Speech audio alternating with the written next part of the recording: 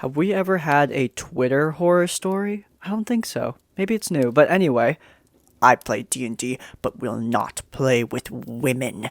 Every time I have in the past, they demand changes and concessions that make the game otherwise unenjoyable for all the other players involved. So I gatekeep them out to play the way we want to. I don't really think this guy should even bother with the gatekeeping, considering that no self-respecting person would play with this guy for very long anyway.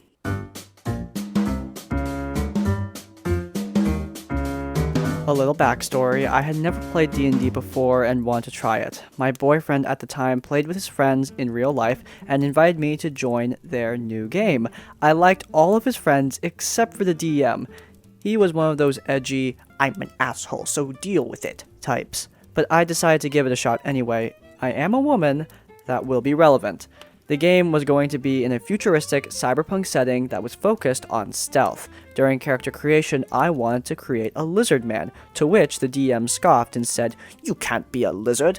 When I asked why, he said, "That's furry garbage. Why would you want to be a lizard?" I told him that I like lizards and thought it would be fun since it's a fantasy game, to which he said, "Okay, tell you what, you can be a lizard, but you have to take a flaw that will make you easily killable, because being a lizard would make you easily detected." I was like, okay, no thanks, that kind of defeats the purpose. Also, that made no sense about the detection thing since my boyfriend was playing a woman with glowing rainbow feathers for hair. So I asked what species he will allow, which are all only humanoid, but include people with animal features, anime catgirl style. I asked about how that was different from a furry, and he was like, "Oh no, that's not furry, it's different." Fair enough. I then wanted to play a man with rabbit features, to which he was also shot down with, "You have to play a female." What? Why? "We don't have enough female characters, it would balance things out." I wasn't intending on, romance or anything, but still, he refused, so I decided it would just be better to just back out of the campaign. Everyone seemed a bit disappointed, but the DM kept trying to get me to join, but I was already feeling some red flags. I offered to be the group artist and would draw out relevant scenes here and there, which everyone really enjoyed. Turns out it was a good thing I did not join. Sitting in on one campaign session and just drawing, my boyfriend became the group punching bag. Anything he did in the game was met with insults, and the DM loved to punish the whole party whenever my boyfriend made any kind of mistake. But he insisted it was fine and his friends were just joking and all that. But the cruelty was seriously only ever directed at my poor boyfriend, and I could tell it bothered him. I also later found out the reason I had to play a female character was because another player had a crush on me and intended to flirt with me in the game. The DM found this hilarious and wanted to watch my boyfriend be uncomfortable, because I would have been uncomfortable too. I also sat in for a one-off day they did where the DM's sibling played a chaotic neutral character that would attack and heal both party members and enemies at random without reason. DM thought this was hilarious and praised his sibling for knowing how to play a chaotic neutral character. Just seemed like everyone else was having a bad time. I really lost respect for the group over time, especially the DM, and came to the games less and less until my boyfriend and I broke up. On good terms, we just weren't right for each other. All in all, not the worst thing. I mean, yeah, it's not worse than, some other stories we've read, but it's still bad. Anyway, I was glad I actually avoided joining the game and dodged having an even worse story. I found a group some years later, and we've been playing together for a couple years on and off. I played a dumb, lovable lizardman barbarian named Dwarf. I hope my ex has stood up for himself with this group. Man, this DM sucks really, really bad. But this OP is showing us how to do it right. When you identify red flags, it's usually best to just bow out. Because D&D is long, life is short, and you don't have time to play in a campaign that sucks. Bowing out is probably the most responsible thing to do, and the OP did the right thing here. DMs are going to have boundaries when it comes to characters that's going to happen. Don't be so restrictive that you kind of erase the point of Dungeons & Dragons. The freedom to do what you want. have your limits, but also be open to ideas. My wife and I recently quit a long-running game that was, quite honestly, the worst experience I've ever had with Dungeons & Dragons. To make a long story short, a very close friend of mine approached me several months ago to start a campaign. And after a lot of unnecessary frustration, which probably deserves a separate story of its own at some point, we came to the first session excited to start. After months of being open with the DM, we'll call him Mark, giving him many chances and being too afraid of hurting our friendship with him to leave, we left just as excitedly as we had come in. There are many great horror stories over the course of our time with that group, but here are the highlights. I'll start with the moment things first started to go downhill. The first couple of sessions weren't so bad, and it was pretty routine stuff. The party met in a tavern, we were asked to train villagers to repel a bandit threat, that sort of thing. The third or fourth session, though, we showed up to find that Mark and his wife, Lydia, had spent a ton of money littering their living room with cameras, projectors, and D&D memorabilia practically overnight. I've been watching a lot of this cool, obscure show called Critical Role, Mark said, and I have decided that we're going to be Twitch streamers. Also, we're going to switch from 3.5 to 5th edition starting right now. My wife and I realized that he had asked Lydia and Kevin, the other players, for their opinion on this show change, but he hadn't asked for our opinion. We had no idea this was coming, but seeing as how much money the DM and his wife had dropped on it, we felt obligated to give it a try. What followed was incredibly awkward. We weren't expecting to be asked to perform in front of a camera, so my wife and I were uncharacteristically quiet. I was the only member of the group with any acting experience at all, and I only took one theater class. So the stuttering and cliche dialogue that was never a noticeable problem before was magnified 100 times when the party was being filmed. Mark's utter lack of familiarity with the new edition was also evident when your DM has to stop and look up a rule. That 5-minute pause doesn't seem like much, but it seems like an eternity when you know people are waiting for you to hurry up. To say it was a train wreck is a major understatement. To make it worse, soon after our first session, Mark texted everyone in the group and gave us personalized critiques on our performance. He picked apart everything each of us did before giving us homework, which was to watch Critical Role and to learn how to do things the right way. Not long after the performance reviews, we were in a session where our characters were in an Arctic village that was under attack. My wife, a Beastmaster Ranger, ran to a nearby tent where her pet was resting, but the DM described the tent was encased in ice, and so she couldn't enter it.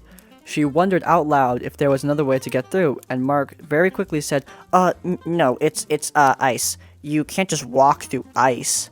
Another player, Kevin, laughed and called my wife stupid. The next week, Mark described that our party was in a cave and something happened to my wife's character to make her go temporarily blind. She asked if she could hear anything, and Mark said in a huff, Obviously not. You're blind. My wife and I gave each other that look, but the other two members of the party didn't seem bothered at all. I said, I think you misunderstood. She asked if she could hear something, not see it. But Mark laughed and called me an idiot and said, You guys obviously don't know what blind means. I want to clarify right here that all of us are in the 28 to 32 range. We should understand how eyes and ears work. Mark loved to treat rolls of 1 as critical failures and made his own critical failure chart where every result ended in the character being seriously injured. After he introduced this, I pulled him aside and asked if he thought that was a good idea, seeing as how we had fighter types in the party who were attacking twice in a combat round and statistically would roll more 1s. He said it was fine, and if the fighters had a problem with it, they should have rolled different classes. By the time my wife and I left, her character had 3 major facial scars, and that gave her a -6 to persuasion checks altogether. Was blind in both eyes too. Oh, and she lost her left leg, all because she fumbled a few times in combat. Once, DM Mark had to pause to look something up and told us to casually talk amongst ourselves. We said a few words and then got quiet. We had paused for just a few seconds before Mark looked up from the table and loudly yelled, I said talk! We're going to lose followers because you guys are just sitting around!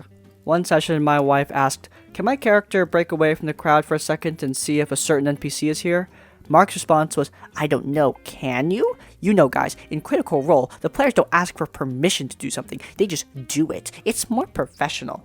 I was watching Critical Role like 2 days ago, and I am like 99% sure that is just not true. The fact that you're asking for permission clearly shows that you aren't doing the homework I'm giving you. He then dismissed her question and pretended she never asked anything in the first place. The garbage monster incident. Good lord, I was playing a rogue and wanted to multi-class to warlock. I asked Mark to make sure he was okay with it, and he agreed as long as I presented him with an idea for my patron before I went ahead and leveled up. Mark loved the concept I wrote up and told me I could only multi-class if I agreed to have a trade-off for my new abilities. I was wary, but I assumed it meant something minor, like potentially having a far-off consequence for me siphoning this being's power or something like that. Instead, he insisted that my character instantly had to become insane because he was hearing voices from being in space. He drew up another chart which was supposed to simulate my character's insanity, and it was basically as unfair as the fumble chart. I had to roll every day to see if my character randomly lost one of his senses, like couldn't speak for a day, and similar things like that. I could only get away with not sucking for the day by rolling a natural 20. I refused and told him it felt like he was punishing me for multiclassing. Other party members had done it without any repercussions, so it seemed weird that I had to suffer drawbacks for using a mechanic outlined in the book. He argued that my level 1 warlock abilities would make my character way more powerful than the rest of the party, and I needed some kind of restraint so I don't outperform everybody. I refused and told him to just forget it. I just showed up next session with a new level in Rogue. Mark started the cameras and told the party that I was now a warlock, and as a result my character was now blind. He then narrated how I was arrested out of nowhere by guards, taken to an underground prison, and I had to sit for an entire 6-hour session without getting any screen time or getting to participate at all, while my party had to rescue me. At the end of that session, the DM had a randomly passing fairy attack me and cast a spell on a nearby outhouse to create a sentient crap monster that one-hit KO'd me. No attempts to save, just instantly knocked unconscious. He pulled me aside afterwards and admitted that he purposefully invented this particular fairy and made it resistant to all of my abilities and made the DC to resist impossibly high. He did this, he said, because I needed to understand that he was the DM, I was the player, and I needed to respect his rules. After the first few of these stories, I decided to invite Mark out for a beer so I could talk to him in person. I told him, so gently, yet firmly as I could, that while I had no issue with his desire to start streaming, I thought he was taking it way too seriously and was jeopardizing the fun of the game for everyone else. I also told him that if things didn't change, my wife and I would probably leave. He said he understood my frustration and then immediately blamed Kevin, another player, for everything because it was his idea to start streaming in the first place. Okay, whatever.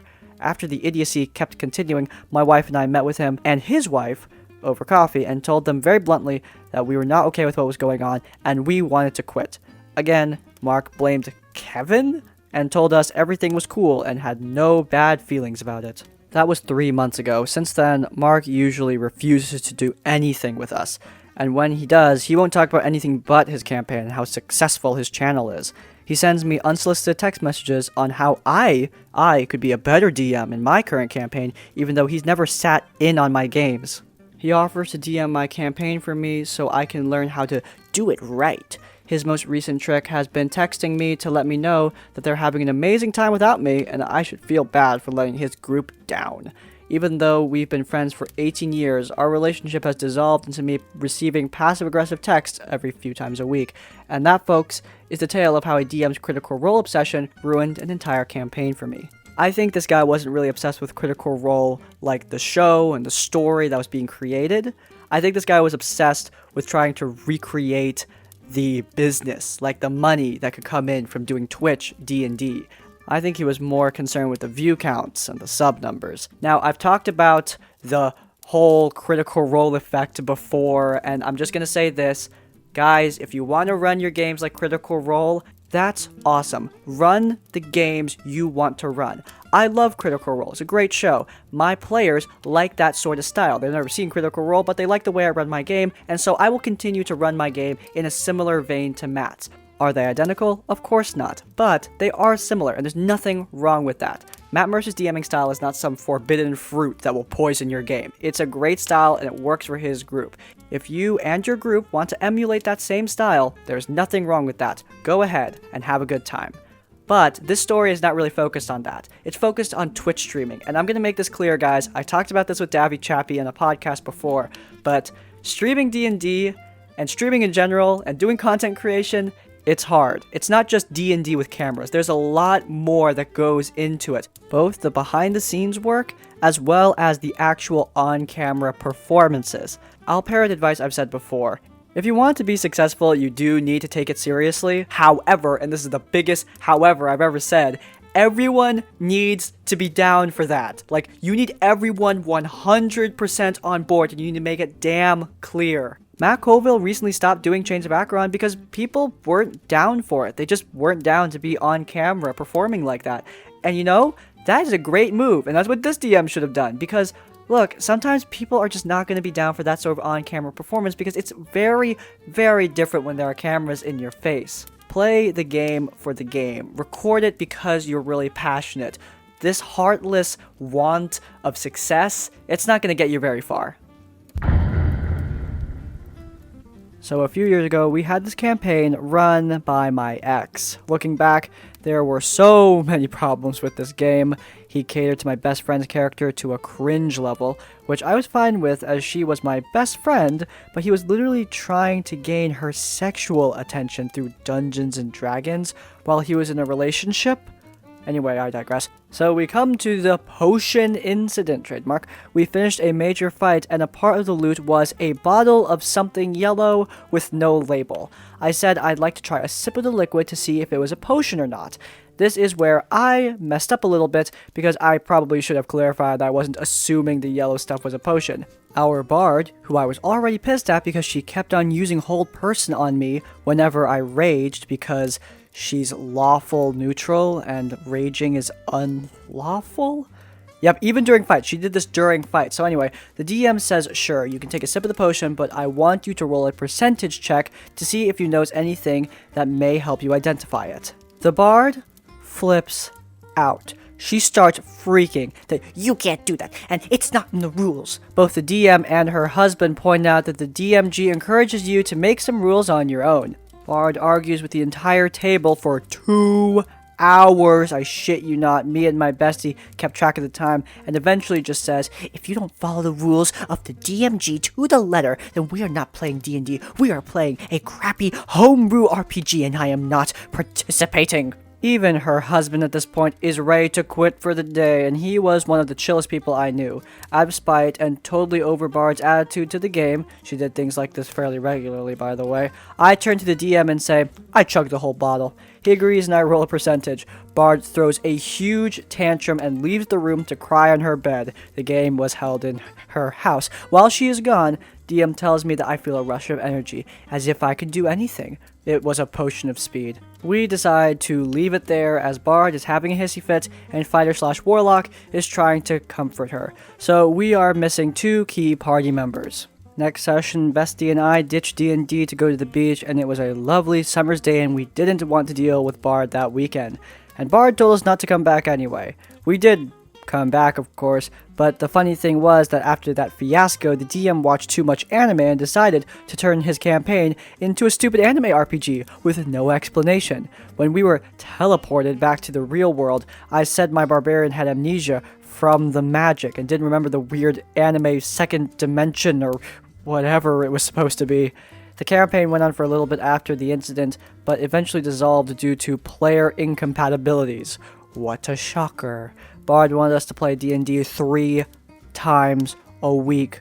Friday, Saturday, and Sunday, and me and my bestie were just burnt the hell out and quit.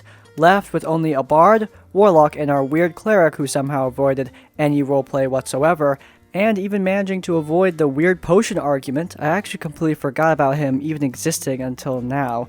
It did leave a sour taste in our mouths, and Bestie and I are still besties, but we don't play D&D anymore. Maybe one day we will find some fun, chill people to play with. TLDR, I, a barbarian, want to take a small sip of something that may or may not be a potion. bard takes great offense, says I can't do that, and throws a tantrum and refuses to play unless we follow rules as written to the letter, despite the DMG encouraging you to make the game your own. The game was never the same after that incident. What's it that Matt Colville says? People who obsess over rules are kind of like people who obsess over grammar. They're joyless. Seriously, when you're looking back in your D&D game, what do you think about? Do you think about that time where you perfectly, precisely followed every rule to the letter, not messing up a single time? Or do you remember the epic moments that you did with your party members? Look, obviously you need to follow the rules. This is a game, and the rules are there for a reason, but at the same time, there are times where you just need to let it go and have a good time, especially when it's something as trivial as identifying a potion. About a decade ago, I was a player in a D&D 3rd edition campaign which was so horrible, so awful, that the details are burnt into my memory. This is a long one, and I'm going to give the abridged version. The campaign started at first level, when I fully quit after about 18 months of weekly, 6-hour sessions, usually with 2 to 3 combat encounters each. We just reached level 6. I played a divination wizard, the other players were a monk and a rogue. Between us, we had every skill at maximum proficiency and good modifiers. The DM set skill check DCs so arbitrarily high that we just never succeeded on anything anyway. The story was that we were escorting a chosen one and her DMPC bodyguard to a faraway city and doing quests in each town we visit because thou must. The Chosen One would heal us up between fights with her Chosen One powers, which was real helpful because we ended every single encounter unconscious on the floor. We'd wake up to the Chosen One healing us up, the DMPC having killed the remaining enemies with her magical, one-of-a-kind revolver with infinite bullets. Our first quest had us clearing out a nest of monsters outside of an elven village. The elven major promised several hundred gold and a handful of potions as a reward. The dungeon was filled with grell, basically tentacle monsters with beaks and taser sticks.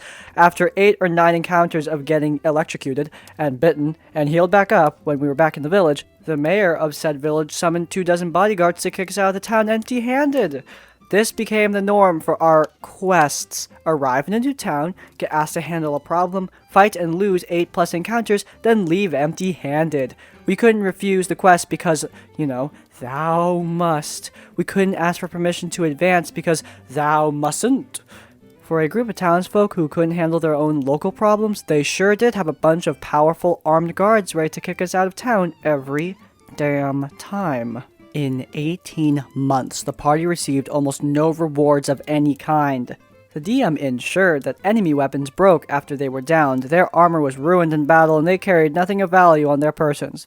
The few items of value we found were intentionally unusable by the party, like a +1 bastard longsword or an intact suit of half-plate, stuff nobody on the party could use effectively. Even in those cases, every vendor we found refused to purchase any of our equipment for gold, magical or otherwise, not even for a fraction of its value. Our expenses, however, were very real anyway. The monk ran out of money almost immediately, and the rogue and I had to start paying for their room and board. We stopped buying arrows almost immediately because we couldn't afford arrows. When we needed to board a ship, we had to sign up for hard labor just to afford paying for the Chosen One's ticket. My character started with about 100 gold pieces. By the end of the adventure, my character had less than 10 gold pieces. The DMPC, of course, always had enough gold to pay for her own expenses, but would never lend us as much as a bent copper piece. We did have a +1 dagger with a unique property that it could count as silver, cold iron, adamantine, etc. for the purpose of overcoming enemy damage reduction, but only one at a time, and changing types cost your action. That sounds good, right? Except the DM threw monsters at us with extremely high damage reduction, only overcome by one of those materials, then made figuring out which one arbitrarily impossible. This forced the rogue to try random materials and unable to break through even with sneak attack damage until he inevitably got pummeled into the ground. It also reduced the monk's damage to basically 0, but we were losing every fight already, so not much had changed. My divination wizard was essentially a commoner. My divination spells never revealed anything useful. Enemies were resistant or immune to the damage my spells did. My buff spells were counterspelled or dispelled almost immediately. When I started resorting to magic missile, every enemy had shield cast on them. The players were restricted to content from the player's handbook, while enemy NPCs regularly had psionic powers, tome of battle maneuvers, vile feats, and random magical abilities that were clearly homebrewed or just made up on the spot. Over the course of the campaign, we kept finding these blue crystal items that were very important to the quote-unquote plot of this game. Unfortunately, we never found out what they actually did because the big bad or her minions would just show up right after we got one and take it from us effortlessly. In these rare cases, the DMPC would always have vanished or run off to protect the chosen one, and would thus blame us for our failure once they got back to find out the crystal was gone. The big bad of the campaign was a female sorcerer of 13th level or higher who enjoyed teleporting in front of the party and taunting us. Any attempt at violence against her reduced the player character to 0 hit points, instantly, no saving throws. The big bad would also hit on the monk relentlessly, which was really the DM hitting on the monk's player despite him being a cis straight guy and her being openly lesbian. What? When the monk player got a girlfriend, the DM stopped hitting on her. He then started dating a girl who looked just like the monk player and brought her to the game as a paladin. Paladin, naturally, had several magical items, no attributes below a 16, bonus feats and features, and 2 paladin flunkies who followed her around and protected her in combat. In addition, enemies started targeting monk first and knocking her out, usually in the first round of combat. Shortly before I stopped playing, the DM revealed to me that the entire campaign was a book he had written before the game started, in which the Chosen One and the DMPC were the protagonists. Our characters weren't in his book at all, which certainly explained why none of our choices amounted to anything. Realizing that my presence at the table didn't even matter, that was the final straw. I told the DM that I wasn't having fun with the character or the campaign, and he told me, "I'm not here for you to have fun." That's when I finally let the campaign go and stopped hanging out with the DM. The rogue quit the game the week after I did, upon learning what I'd learned. The monk stuck around a bit longer, but eventually quit when the DM petrified her character and told her to sit quietly until she was unpetrified. She somehow managed to endure 2 whole sessions of coming to the table and sitting quietly while DM and Paladin played a solo game before she finally gave up and quit. What the hell? Guys, walk away. Just walk away. This is so unbelievably bad. Like, this is the worst D&D game I've heard about since the airship story. You all know how that was. Do not, seriously, I'm not even going to talk about why this game was bad. We have talked about all of these issues before and other RPG horror stories. Just walk away. If it's this bad, leave. Alright, with that being said, if you guys enjoyed this episode of RPG Horror Stories and want to let me know, then please do leave a like. If you want to see more of my content, then please do subscribe to Crispy's Tavern. And finally, if you want to leave your own stories or thoughts, go down to the comments down below. If you can't think of a comment, leave the comment not for fun, to let me know you made it to the end of the video. In essence, like, comment, subscribe. I will see you all next time. Farewell.